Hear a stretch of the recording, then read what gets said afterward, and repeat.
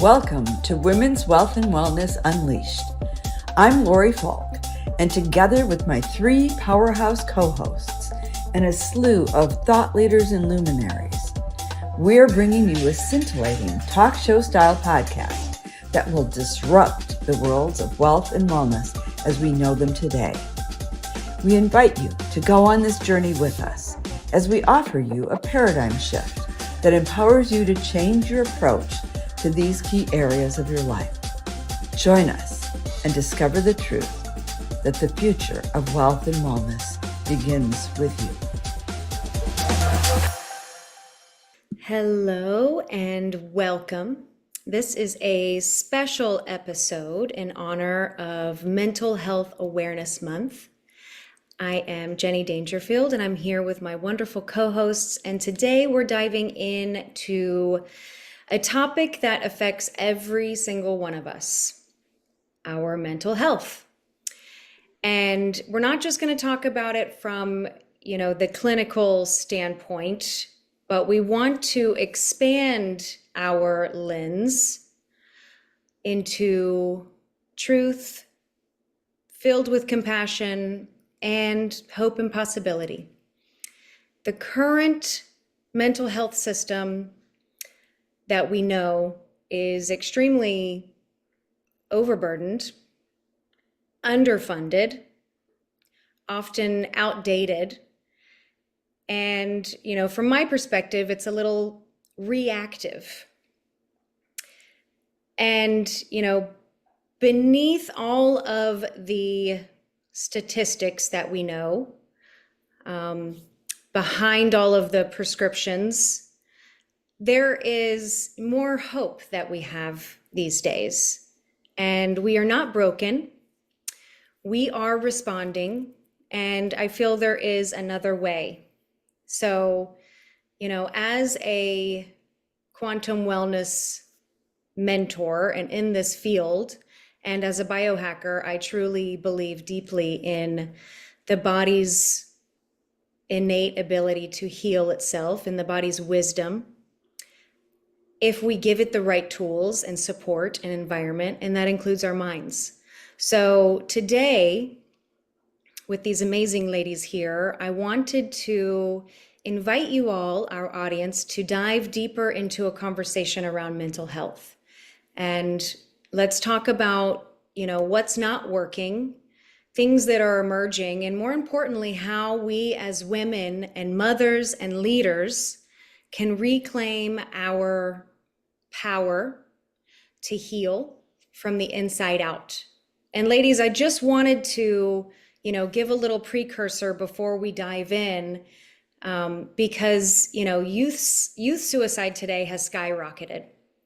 1 in 5 adults, according to, statistics right now, experience mental illness every year. So, it's not something that we just think of, oh, that's something they're dealing with, or, this person over here. I guarantee you, every single one of us either has a story of our own to share or knows someone very close who is struggling, has struggled, things that we have dealt with throughout our lives. Yeah. Jenny, this is important, and I'm glad we decided to take this on. And I'd like to jump in with a personal story of my own that I mentioned off camera was going to surprise you, given everything that you know about me to date. But I think one of the issues with mental health is that, there's so many dimensions. There's still a stigma around it, that many people, unfortunately, are less comfortable sharing about the challenges that they're having with mental health than they are with physical health. And I think, unfortunately, it is reacting to there are some judgments in our world around that. So there's a lot to unpack, out there. And one of the things that I want to, offer to this conversation is that from my experience and this personal experience, depression is something that is very real. And I will share, and I haven't, so I think all of this may surprise you. About 30 years ago, I had left a corporate career and was struggling and was really in a difficult way. And I had a best friend who we actually talked about stuff like that, he and I. And I remember we described it to each other. I remember using the words that it felt like being in a chemical black hole. That when I was in that state, there was no active will. I've heard people describe it that, if you knew that there was a solution for you on the other side of the room, you still wouldn't be able to get it together to get to the other side of the room to access that. And I think people who have never been in that state really don't know what it's like. So part of what I'm offering here is that is very real. I did have that experience, and I had a very good outcome that I'm going to mention that, again, I think is going to surprise some of you. I was in therapy at the time, and in a very positive way. And the woman that was my therapist was a yoga teacher. So, coming from but I think a more enlightened perspective on what mental health is. We could go off on that tangent of a soul in a human incarnation is going to have challenges like right off the bat. But in that particular situation, she actually felt very strongly at one point that I take antidepressants. And I was very against that for all of the reasons that you might think, knowing me as you do, that even 30 years ago, to me, pharmaceuticals were a last resort.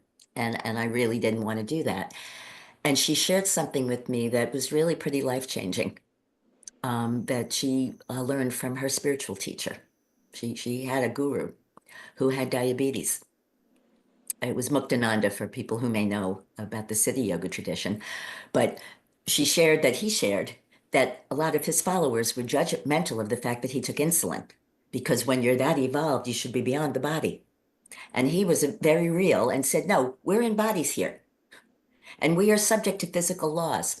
And one of the things she told me, and I'm happy to share this here, is that every thought and feeling that we have is a chemical event in the brain. And when we have been in a disaligned state for a long time, talk therapy alone is not usually enough to reset the brain chemistry. And that was very humbling for me to think about. And I had a lot of respect for her spiritual teacher, and it was really on that basis that I agreed to do this.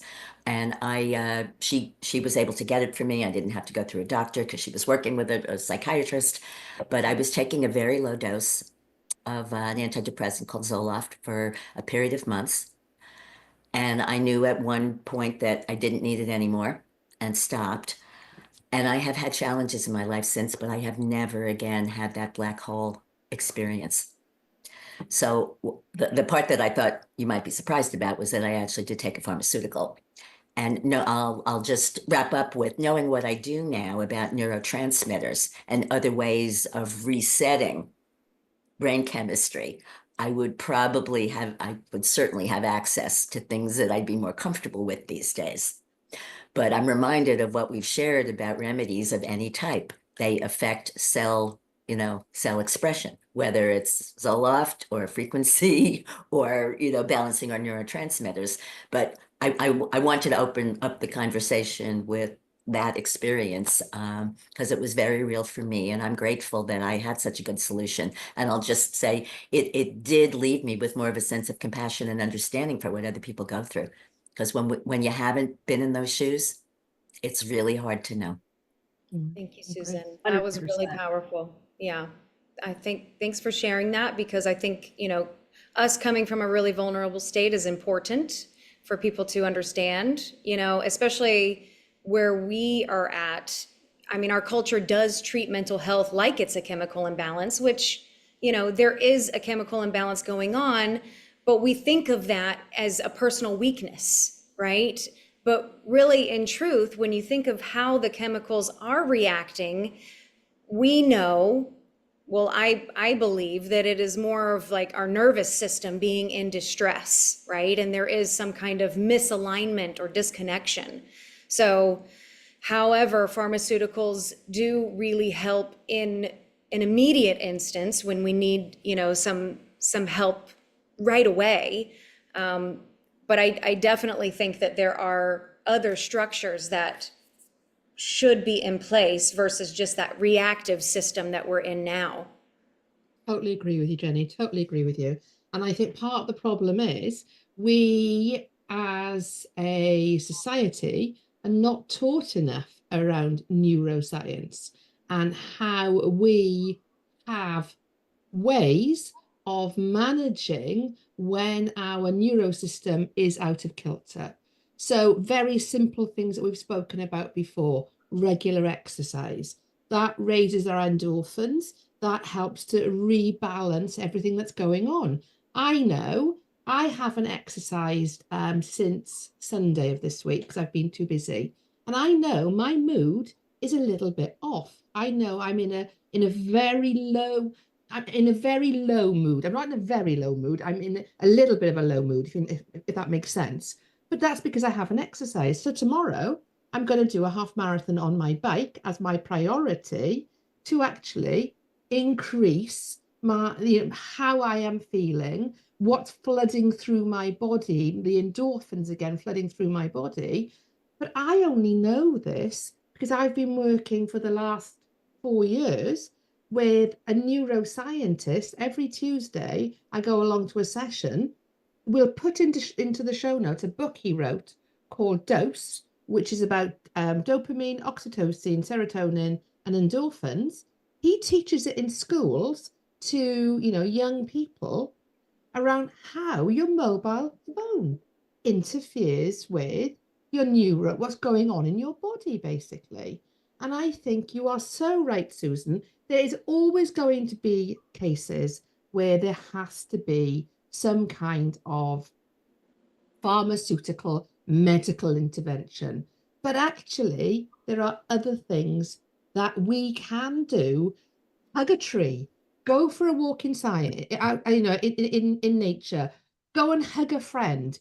Being able to hug somebody for 7 seconds, that increases that sense of positivity. Oxytocin.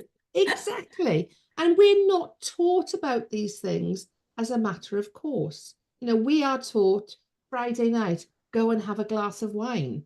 No, Friday night, go out for a walk in nature, go to an exercise class, meet up with a friend, have a conversation.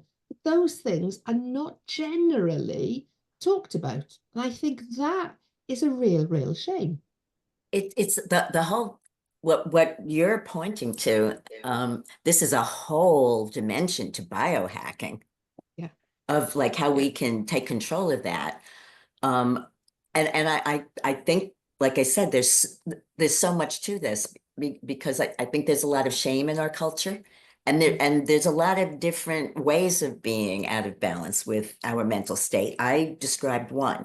Jenny, I know you've shared about some postpartum experiences that, you didn't feel our culture really was, handling very well. Lori, I know you have some things to share as well. We really wanted to open this up today. Right. Yeah, absolutely. What you're talking about, Leslie, those are all great tools to keep your mental health going. They're great tools. But when you have a mental illness like major depressive disorder, everything goes out the window because you just don't, like Susan said, you don't, if you knew the solution was there, you couldn't even go over there and pick it up.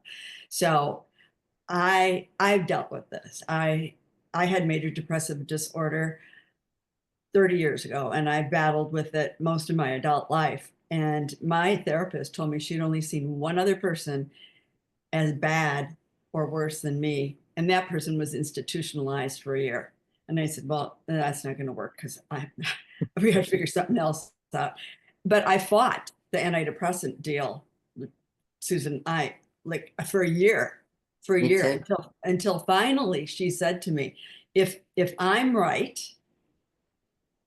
and you take it, you're going to smell things you haven't smelt in a while. You're going to hear notes in music you haven't heard. You're going to see colors that are going to seem brighter. And everything she said the first week I was on the antidepressant happened. So I knew that, in fact, there was a definitive chemical imbalance. Mm. And I knew that the antidepressant was helping that. What floors me to this day, I try to keep my composure because it really angers me, is that there are blood tests that can be done to find out where your neurotransmitters are at. When I was involved in this 30 years ago, those tests weren't available yet. And all they were doing was throwing different drugs at me. I was on 6 different drugs in 6 months. And I was 2 years in, and I went to my psychiatrist with a magazine article, and I said, why are you treating me for a serotonin disorder when I have a dopamine disorder? I could tell by the symptomology that was listed in this article. Now, he's a PhD in psychiatry, and he didn't know that. Oh, he said, oh, I was just thinking about that. And I'm like, yeah, my butt. You were just Oh thinking about gosh. that. So I used our little friend ChatGPT and checked to see the percentage of psychiatrists that today are using those blood tests. And I am so floored, but I'm not surprised, actually, because I suspected, based on some recent experiences, it's only 5 to 15% of the psychiatrists that are actually calling for the blood work. It was my Wow. MD that called for my blood work, not my psychiatrist. And I have a personal story about my brother who was severely, severely depressed, had major depressive disorder. The drug they put him on made you suicidal. And I begged the whole family, somebody get him these blood tests. So we found the person in the area who did these types of blood tests. He committed suicide before we got the results back. Damn. Oh my Yeah. gosh. Sorry. So, Can I and ask you in, how So old we're he was? really speaking from the heart here today. yeah, Can I ask you how old he was at the time? 56, Hmm. shot himself in the head with a gun. And in his letter, his suicide letter, begged the family that we never allow anyone in the family to take that medication because he was convinced that was what the problem was. So I don't understand why, when the tests are there, I mean, you go to the medical doctor, you always have blood work done. You're always getting your blood pressure checked. They don't just ask you what your symptoms are and just talk about it. Oh man, this is a topic, you guys, it's just, Lori, okay, in line with our commitment to be disruptive, I'm yeah, gonna say what's the obvious thing here. In the same way we've been talking about, big pharma medical establishment is not looking for cures, they're creating customers. right. What motivation is there? I mean, how profitable is Prozac? What is the Oh, motivation for people to be healed and happy in our world? I mean, I could go deeper and say, happy, balanced people are harder to control and manipulate. There's probably a lot of other things to unpack here. But again, if we just follow the money, why 100%. would, the drug companies support solutions here? You These know, are very profitable drugs. it's not even just that though, Susan. Like it's I know, the but if we system. just, okay, The yeah, system go. is a little bit created towards its lack of individualized care. It's a one size fits Yeah. all diagnosis. So we don't even have the system in place to look at something even more complex than just, oh, that's the diagnosis. Here, let's treat it with this. It's we've experienced this one thing, that must be the whole of it. So when it comes to like psychiatric meds, without looking at the trauma response of what's happening, it's just, oh, this was the reaction, he must be in this state, this is going to be the pharmaceutical that we give. You know, it's not even, I mean, it is, let's be honest, it does have a lot to do with greed and that kind of thing, but just the medical aspect of it, like in the broader spectrum of nobody knows how individual we are and where it's coming from and related to that trauma of what created this response. And Jenny, and I want to be clear, going back to my story, something I said, the tail doesn't wag the dog. So let me be specific. What I was sharing was that talk therapy alone cannot necessarily realign brain chemistry. And so if somebody has done their healing, and I was doing deep healing work, we can't always get there chemically without paying attention, I would say these days, to the neurotransmitters. However, rebalancing the brain chemistry, if somebody hasn't dealt with the underlying trauma and, you know, breakdown that has happened, is not going to heal it. The tail doesn't wag the dog. The chemical rebalancing can be effective if the other work has been done, but it doesn't work the other way. And I think that's something really important to say here, because one of my pet peeves, Lori, you shared one of yours, is these additional drugs that we see. Leslie, I don't know if you have these in the UK. This is really offensive to me. These are not antidepressant drugs. These are the drugs to add to your antidepressant regimen if the first thing hasn't worked.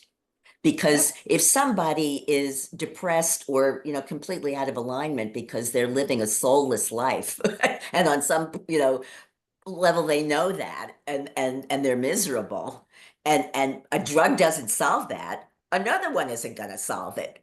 No. The whole premise is ridiculous and very pisses me off. 100%. And I actually was on 3 meds, 2 different antidepressants. And then because they wired me, I was on another one, trazodone at night, so I could sleep. And I was on the lowest dose of that as possible. And I would be groggy half the day. So it was impacting my life on so many levels. I was fortunate to be introduced to a naturopath. She happened to have one of the first biofeedback devices that were brought into the United States. And she did a scan on me, and she could tell from the scan that in my personal situation, it was a neck injury that was compressing the C1 through C3 vertebrae that was actually preventing the neurotransmitters that get made in your gut up the spinal column into the brain. So if Wow. I had met her, she said, you can stay on all these drugs and you'll be on dialysis by the time you're 60, or you can start using biofeedback, cranial sacral therapy, massage therapy, whatever, chiropractic to loosen that neck up. Because until you open up that base of your spine, nothing's going to help. Nothing's going to help. So I went monthly for biofeedback sessions. Biofeedback saved my life. 5 years ago, when this came into my life, it gave me my life back, because biofeedback sessions range from $100 to $250. So how many of those is the average person going to have in a month? Once you have this device, you can run it on yourself every day. And I literally, when I got this Healy in 2020, January 2021 was the very first time that I got through a winter without falling into seasonal affective disorder for a significant amount of time. I can stop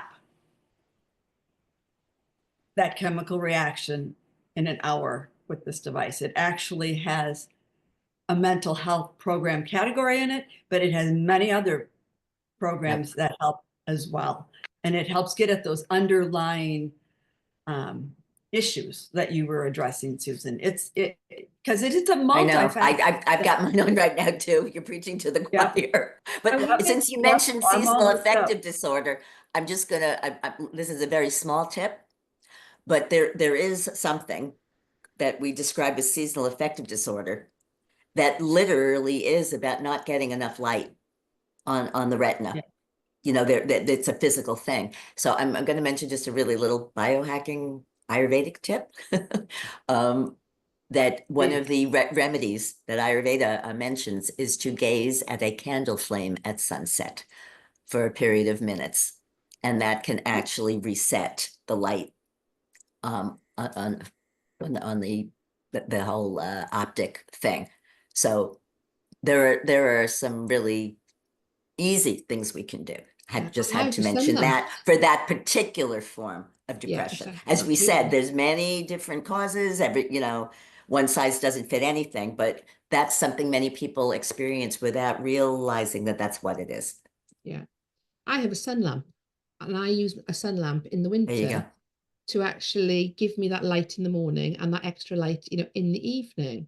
And I've only been using it for one season, and that definitely, made a difference to me. But I think, what we're talking about here is extremes, extremes of mental health when things are really, really difficult. But people can go on a journey where their mental health can be impacted at certain times of the month for women, certain seasons in their life, pregnancy, post-pregnancy, perimenopausal, menopausal, postmenopausal, etc. And I think sometimes when you are in those states, those feelings that you're having, you can sometimes feel it is just you. Only you feel like that, particularly as for women, very often our symptoms are written off as it's just PMT, it's just because you've had a baby, it's just because you're coming up to perimenopausal. It's just because you have a uterus. Yeah, exactly that. It's diminished for us. And I think when your symptoms are diminished, you can have a tendency to diminish yourself even further. So your sense of self-worth is taken away from you. And that, I think, has a connection to lowering your mood and starting you on that path of feeling more and more and more depressed. And I think because it tends to be all or nothing in the medical, in the medical world, it's either go away and sort yourself out or go on to these tablets. When actually there is more that can be done, not at extreme ends. Absolutely, medical intervention, chemical intervention is absolutely plays a part. But I think when you are diminished, when you feel as though you're not being heard, you go away, you go into your shell, and you get more and more depressed.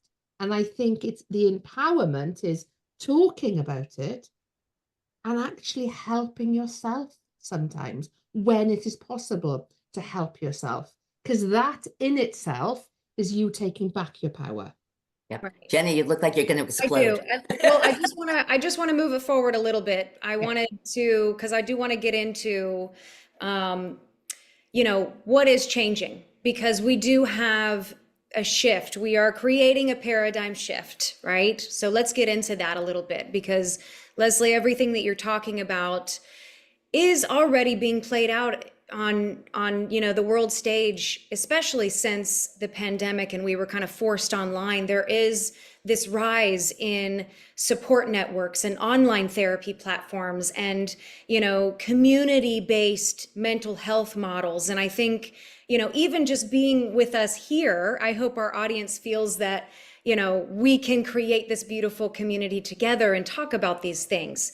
We have a growing integration of trauma-informed therapy and somatic work in these types of more functional root cause mental wellness kind of things are gaining more credibility. So I did want to get into more about what you're talking about, Leslie, and things that we can do, because we've got a world of tools to use, and it's not just frequency medicine, which for me and for most of us, this device is extremely powerful and something that you can have in your own home and utilize yourself to really just go directly and speak to the cells and break free of these, negative neural pathways and kind of reconnect them in a positive way. But something that I think is really cool that's really on the rise and being reintroduced is like psychedelic assisted therapy, and more of this kind of functional psychiatry with like gut brain healing and that kind of thing, and somatic therapy. I know I mentioned that already, but these practices, if you are struggling, there's a lot out there that we can tap into that are available to us. Jenny, thank you for directing us, because you're right that there's so much more available now. And one aspect of that I want to suggest is, I remember when life coaching became a thing. And until then, there was only therapy. So I think there were a lot of people before that were unfulfilled because they weren't doing what they were here to do in the world. And rather than realizing that that was kind of like feedback for positive change, they went into therapy because they were unhappy. And I think that was one of the really positive things about the coaching industry, was recognizing that there was support available for moving forward and making things better, rather than creating a clinical situation out of everybody's dissatisfaction in life. So Jenny, I think that was one really positive development, just even in terms of the paradigm, that we now have support for more self-inquiry, and self-awareness, and making choices that can be more fulfilling to us. So I think there are some issues that people have that aren't really mental health issues, and that are just kind of developmental, that maybe can be, carved out a bit. But with the mental health issues, but many of us really have had. I'm glad that we're at this point of being able to say that there are lots of things to do other than just writing a prescription. Lori's reminded to us about biofeedback, that and the next thing, I mean, without a holistic perspective, somebody else might have just been on drugs and dialysis, because the drugs have terrible side effects. I mean, that was implied by your comment, but yeah. And I think just the women coming together in support to talk about these things, as we're doing here and in other places. But Jenny, did you have other specific things you wanted to share about other, options these days? There's a lot. I think Lori wanted to jump in and say something else, but I really want to encourage our audience to come on to the platform. Like, come check us out on Facebook, join into this conversation. I would love to hear what other people are using, like Leslie, you have kind of your little routine that you do and get out and bike and that kind of thing. I mean, a lot of people that bike know on my Peloton. So I don't go out and bike, I stay in and bike on my Peloton. Oh, awesome. Even better. Okay. So it's not weather dependent. So it's no well, that's a big deal for people. Some people don't want to be out. People don't like peopling sometimes, sometimes that alone can cause anxieties. Because I sweat a lot as well. So I don't want anybody seeing that. Thank you. Lori, did you have something to add? Well, plant medicine is super big right now in treating mental health. The key with that is that you want to make sure you're working with a practitioner who's educated in that can help you and hold your hand and get the right dosage and things like that. I mean, there's so many alternatives. Biofeedback, certainly. Plant medicine, certainly. We're going to bring on a guest in a matter of weeks or months who's an expert in that, and share a little bit more with you about that. I'm not an expert in that, but as a coach, I can tell you that all the work I've done with my clients and helping them to clear the generational baggage that they carry in their subconscious has been tremendous in helping them to keep their mental health or improve their mental health. just getting rid of those subconscious programs and limiting beliefs, many of which aren't even yours, that got passed on generationally. It's incredible. I mean, I got more out of 6 months of working with a life coach than I did out of 10 years of therapy, because they give you options and real things that you can do in your life. We're not just sitting around talking about it. We're actually clearing things that are causing the problem. We're getting to root cause. That's simple.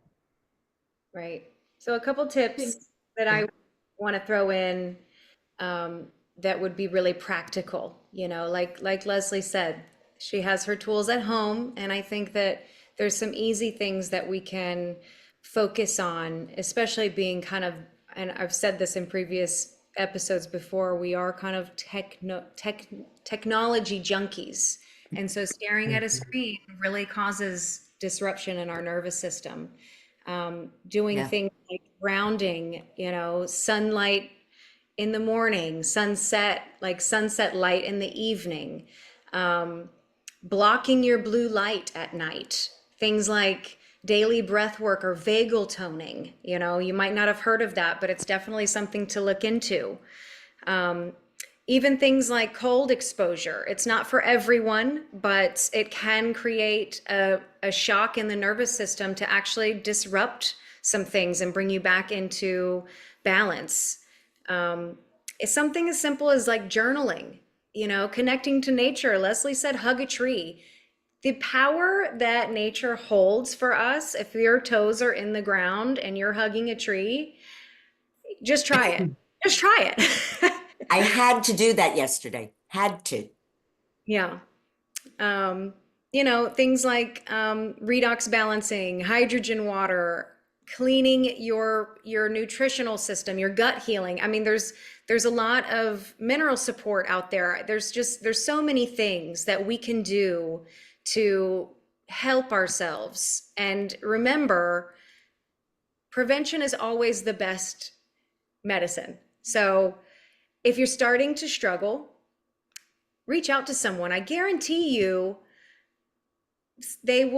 somebody's going to be there for you, and they're going to understand. This is one thing that I think goes left unsaid a lot, is that there's so much shame around the struggle, the everyday life struggle, and we all feel it, right? I mean, having this community, just being on this episode with you ladies, meeting you once a week to do recordings, that is really good for my mental health. I love it. It lights me up. Find something that lights you up. Find 3 women, jump once a week, and start really practicing, feeding each other with love and Well, light. Jenny, we're laughing saying that, but let me bring that back to the science here. Oxytocin is produced by women, and it is a hormone. It's the love hormone. It's the tend and befriend hormone that antidotes cortisol. So when we're talking about the actual chemistry of this, one of the best things we can do is put ourselves in a situation where we're producing oxytocin. Anything that we experience as pleasurable is going to produce oxytocin. From the obvious extremes of sex to eating dark chocolate, dancing and singing, hugging. Somebody mentioned hugging, but women just hanging out with each other, we produce oxytocin, Jenny. I mean, I know you mentioned this phenomenon a lot, and it's kind of obvious. And I'm going to quote Dr. Sarah Gottfried, who is a medical doctor, gynecologist, who's a yoga teacher. So she gets it in ways that many don't. And I've heard her say, if a man wants to feel better, he should hang out with a woman. If a woman wants to feel better, she should hang out with her girlfriends. And one of my lines, I have my own quotes, women yum each other. There is something that we provide, and it even happens on Zoom. We learned during lockdown. Better in person, but it even happens here. Hang out with other conscious women as much as you possibly can. Absolutely. Absolutely. And go ahead, Leslie. all I was going to do was just to pull it to the other part of mental health, or the other part that affects our mental health, is our relationship with money, is financial stress.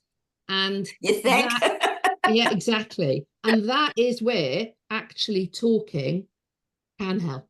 That's where you don't need to take anything to actually help resolve the problem. It is a case of finding the right support, having the right conversations, losing the shame that you are in that situation that you are in, and working out a solution. And as you know from a previous episode I spoke on, when you are in a state of financial stress, cortisol levels go through the roof. You can't resolve that situation for yourself. But the art of sitting down and talking with people, be it friends, family, somebody more formal, actually that can calm your system down. And that's when you can get into being solution focused. So our mental health has a direct relationship with our wealth as well. And the talking piece can be massively important in you being open about what's going on and actually connecting with other people who understand you and can help you. So I think I just wanted to bring up that element, because we are women's wealth and wellness, and it's important that we recognize the financial pressures, how they can lead into our mental health. And as Leslie, well. what you just pointed to, it works both ways. Yeah, Because when absolutely. somebody is not functioning mentally, they're not going to be at their most productive financially. Yeah. I mean, there's a very important Direct. implication here. Yeah, absolutely. Because everything is energy, and you can only attract at the level that you're at. Kate Northrup does an incredible series on balancing the nervous system to increase your wealth. Because if your nervous system is out of balance, you're like clenched. And how can the universe give you something when you're clenched? You need to. Well, I would love to see that program. That sounds very aligned with a lot of other things that we're doing here and that I'm doing in some other areas. And I think it's one of, as we're wrapping up, what we want to share with women is what is available to us. There is so much available to us. And knowing what we do about frequency and intention, and I've had a big dose of that recently, we have the tools to align with almost anything at this point. Yeah. Absolutely. So, what I was going to want to mention, encourage you guys. This is your community. We are your community. We have created this podcast. Yes, we love hanging out once a week and doing this because we really do find joy in it. And we really do love each other. That's a given. But we love you guys. That's why we're here. That's why we created this. And we really, really, really want the interaction with you. So please join our Facebook group. Please interact with us. Tell us what you want. Tell us what you need. Tell us what's going on with you. And any of you who are dealing with any kind of mental health issue, please reach out to me. Please, because it is a passion from the bottom of my heart to help others not go through what I went through in those earlier years. So you want to work with someone who's been there, done that, got that t-shirt, I'm your girl. But more importantly, we're your girls and we're here for you. And we really want you to be part of us. So join us, interact with us, share this podcast with others who are like-minded. And Jenny, what do you think? Yeah, it's been pretty powerful. I think this is our longest episode to date. There's a lot to unpack around mental illness. And I think, how about let's shift the narrative from mental illness to mental imbalance and disconnection, right? And let's stop suppressing the symptoms. Let's start listening to them as signals. And yeah, like Lori mentioned, if you If this episode speaks to you, please share it, forward it to a sister or with someone that you sit with regularly. And thank you so much for being a part of the conversation. And just remember that you are not alone and you are more powerful than you have ever been told. Until next time. Hear, hear. Thank you for joining us. Thank you so much for joining us today on Women's Wealth and Wellness Unleashed, where we empower women to take control of the two most important areas of their life, their health and their wealth.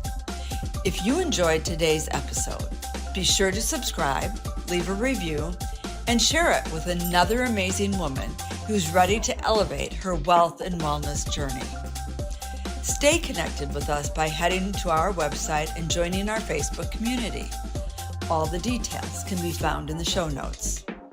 Until next time, keep thriving and unleashing your highest potential.